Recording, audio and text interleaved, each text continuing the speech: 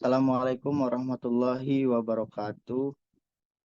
Selamat malam yang kami hormati Ibu Resa Nurlaila Anwar, SEMM, selaku dosen pengampu mata kuliah Manajemen Rantai Pasok. Dan yang kami banggakan teman-teman yang hadir pada kesempatan kali ini dalam manajemen rantai pasok atau supply chain management, tentu tidak akan terlepas dari yang namanya transportasi barang dan juga tempat penyimpanan barang atau gudang. Oleh karena itu, kami dari kelompok 7 yang beranggotakan 3 orang. Yang pertama ada Siti Nur Hidayah Arifin dengan nomor induk mahasiswa 2021410094, dan ada saya sendiri Syihab Ahmad Fauzan dengan nomor induk mahasiswa 2021410099, dan yang terakhir ada Faradina Apriliani dengan nomor induk mahasiswa 2021410119 akan mempresentasikan tentang peranan transportasi barang dan manajemen pergudangan dalam supply chain management. Slide yang pertama akan dibacakan oleh Siti Nur Hidayah Arifin. Peranan transportasi barang. Transportasi berperan penting dalam manajemen rantai pasok. Dalam konteks rantai pasok, transportasi berperan penting karena sangatlah jarang suatu produk diproduksi dan dikonsumsi dalam satu lokasi yang sama. Strategi rantai pasok yang diimplementasikan dengan sukses memerlukan pengelolaan transportasi yang tepat. Manajer transportasi pada suatu perusahaan bertanggung jawab terhadap pergerakan sediaan barang dari perusahaan ke pelanggannya. Pengelolaan kegiatan transportasi yang efektif dan efisien akan memastikan pengiriman barang dari perusahaan ke pelanggan dengan tepat waktu, tepat jumlah, tepat kualitas, dan tepat penerima. Selain itu, biaya transportasi merupakan komponen biaya yang terbesar dalam struktur biaya logistik.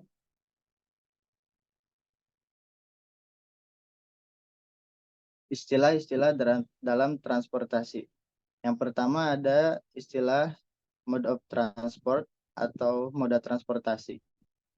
Moda transportasi menunjuk pada cara atau sarana yang digunakan untuk melakukan perjalanan atau mengangkut orang dan juga barang dari satu tempat ke tempat yang lain.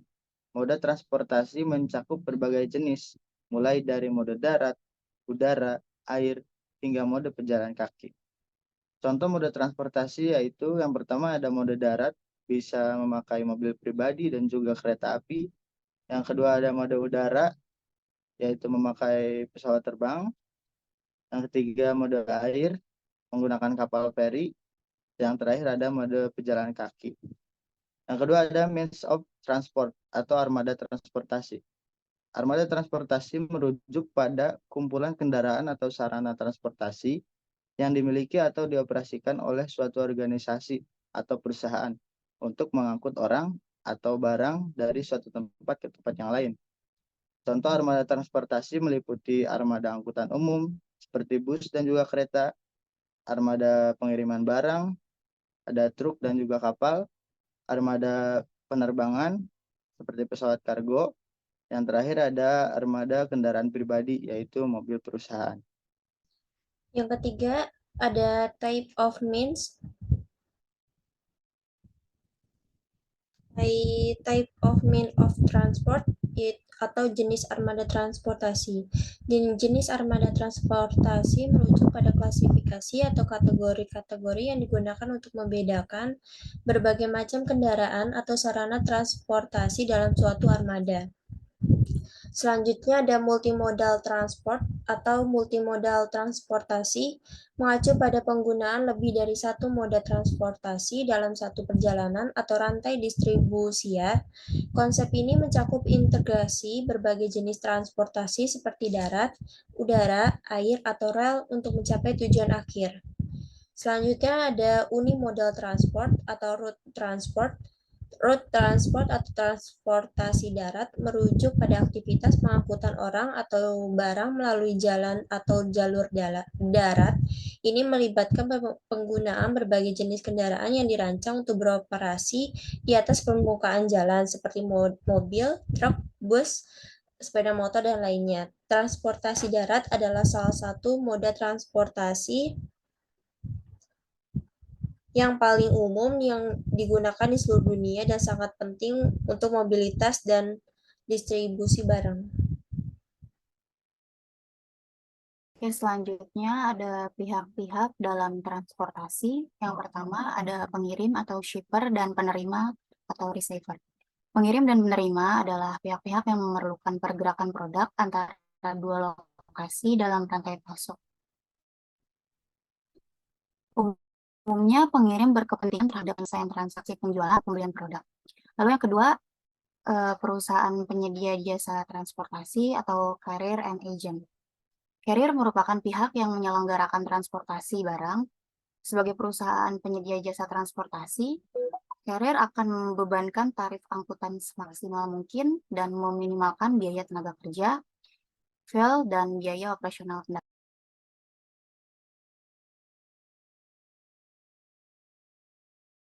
Yang ketiga dalam pihak yang ada dalam transportasi yaitu pemerintah atau government.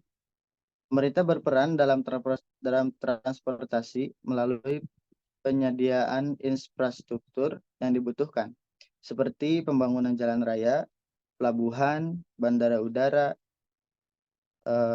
jaringan kereta api, kebijakan regulasi transportasi, dan pelayanan pemerintah untuk menyelenggarakan transportasi dalam rangka mendorong pertumbuhan ekonomi, kesejahteraan masyarakat, dan juga peningkatan kinerja logistik nasional. Yang keempat ada teknologi informasi dan komunikasi atau ICT.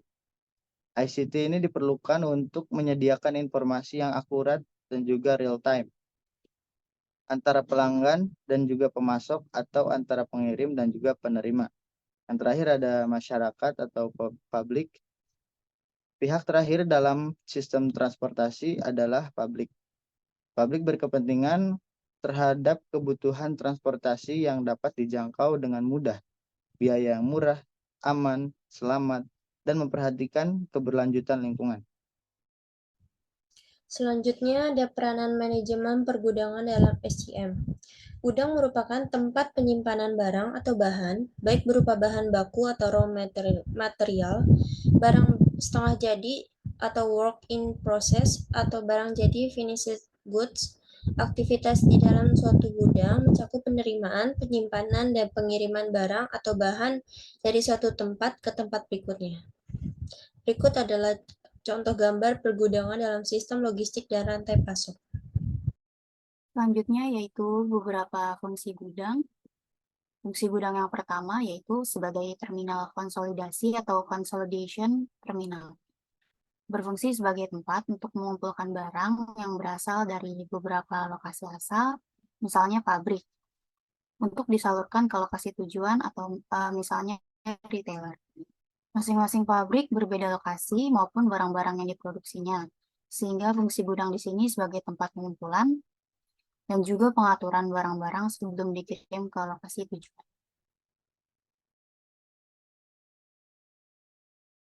Fungsi gudang yang kedua yaitu sebagai pusat distribusi atau distribution center.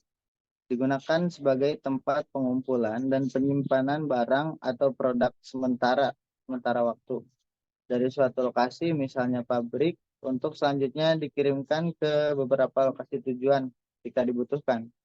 Dengan pusat distribusi itu, biaya pengiriman akan menjadi lebih murah dibandingkan jika dilakukan pengiriman langsung dari lokasi asal ke beberapa lokasi tujuan. Berikut tabel.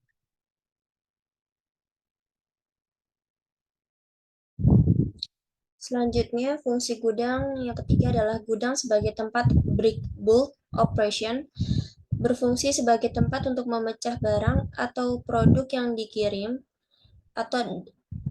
dalam volume besar menjadi beberapa bagian dengan masing-masing bervolume lebih kecil.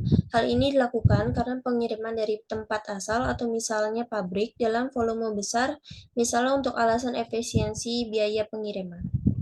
Berikut adalah tabelnya. Selanjutnya, fungsi gudang yang keempat yaitu sebagai tempat intrinsic mixing. berfungsi sebagai tempat untuk mencampur atau mengkombinasikan barang atau produk yang dikirim dari beberapa tempat asal, misalnya pabrik, yang menghasilkan produk yang berbeda-beda ke beberapa pelanggan, dengan membutuhkan barang atau produk dengan kombinasi yang berbeda-beda. Berikut merupakan gambar dari fungsi gudang sebagai tempat intrusive mixing.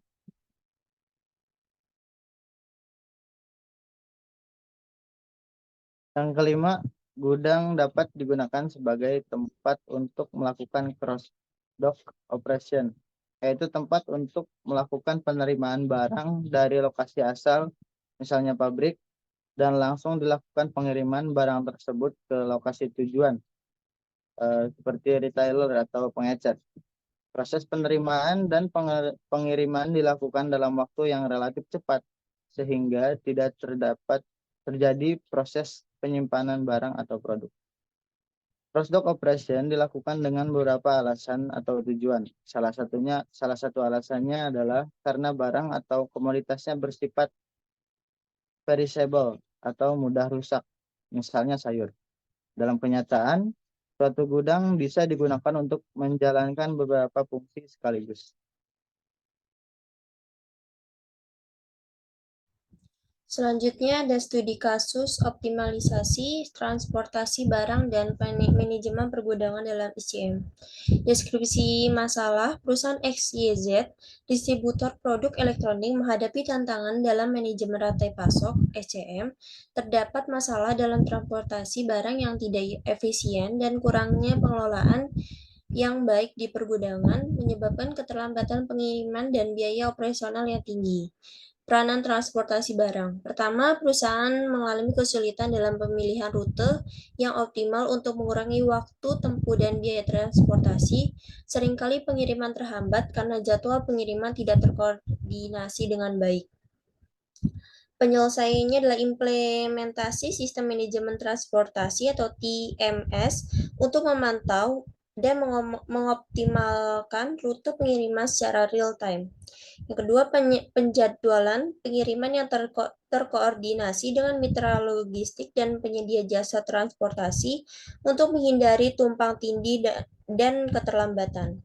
Yang ketiga, pemanfaatan teknologi pelacakan untuk memonitor posisi barang secara akurat dalam perjalanan. Selanjutnya, peranan manajemen pergudangan. Yang kedua, perusahaan menghadapi masalah dalam manajemen pergudangan seperti penyimpanan yang tidak efisien, kesulitan dalam melacak inventaris, dan kurangnya transparansi. Lalu penyelesaiannya yang pertama, implementasi sistem manajemen pergudangan atau WMS untuk mengoptimalkan ruang penyimpanan, lalu meningkatkan efisiensi pengelolaan inventaris dan memastikan akurasi stok. Lalu penyelesaian yang kedua, pelatihan karyawan mengenai praktik terbaik dalam manajemen pergudangan dan penggunaan peralatan penyimpanan secara efektif. Lalu yang ketiga, penyelesaiannya yaitu pemanfaatan teknologi identifikasi otomatis, misalnya RFID, untuk melacak pergerakan barang secara akurat.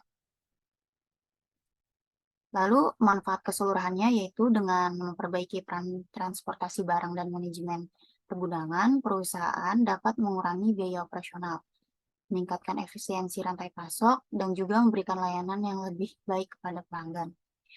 Jadi solusi yang tepat dapat bervariasi tergantung pada kondisi dan kebutuhan spesifik dari perusahaan tersebut.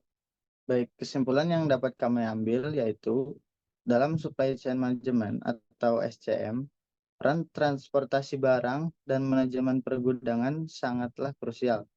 Transportasi yang efisien memastikan aliran barang yang tepat waktu. Sementara manajemen pergudangan mengoptimalkan persediaan dan ruang penyimpanan.